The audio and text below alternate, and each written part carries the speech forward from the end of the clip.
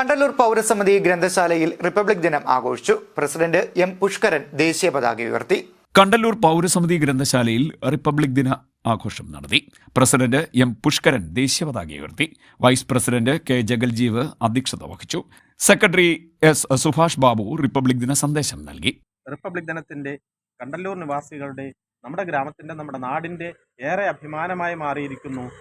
Republic ദിനവുമായി ബന്ധപ്പെട്ട് നമ്മുടെ കേന്ദ്രം പ്രഖ്യാപിച്ച രാജ്യത്തിന്റെ പരമോന്നത സിവിലിയൻ ബഹുമതികളിൽ ഒന്നായിട്ടുള്ള പത്മശ്രീ പുരസ്കാരം നമ്മുടെ നാട്ടിന് നേടാൻ കഴിഞ്ഞു.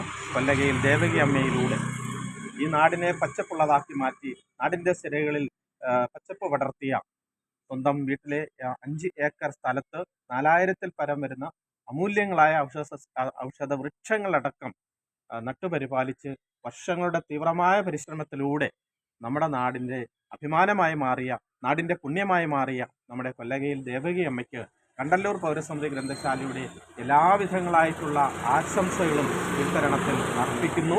എല്ലാവർക്കും നമ്മുടെ നാടിൻ്റെ ദേശസ്നേഹത്തെ പ്രോജ്വലിപ്പിക്കുന്ന തരത്തിലുള്ള എല്ലാ തരത്തിലുമുള്ള പ്രവർത്തനങ്ങളിലും നമ്മൾ ഏർപ്പെടേണ്ടതായിട്ടുണ്ട്.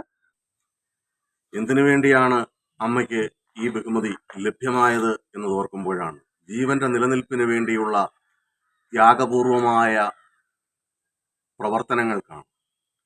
സ്വന്തം വീടിനെയും ചുറ്റുപാടിനെയും വനമാക്കി മാറ്റുന്നതിന് വേണ്ടി ഒരമ്മ നടത്തിയ തീവ്രമായ യത്നത്തിന്റെ പരിണിത ഫലമാണ് നാം സന്തോഷമായി അനുഭവിക്കുന്നത്. സ്വാതന്ത്ര്യവും സമത്വവും സാഹോദര്യത്വവും നിലനിർത്തുവാൻ ഇന്ത്യ പര്യാപ്തമായതിൻ്റെ സുദിനമാണ് 1950 ജനുവരി 26 ഇന്ത്യ രാജഭരണത്തിൽ നിന്ന് ജനായത്ത ഭരണത്തിലേക്ക് മാറുന്നതിൻ്റെ പരിപൂർണതയിലേക്ക് എത്തുവാൻ തുടക്കം കുറിച്ചു എന്നതാണ് ജനുവരി 26 എന്നതുകൊണ്ട് നമ്മൾ ഉദ്ദേശിക്കുന്നത്.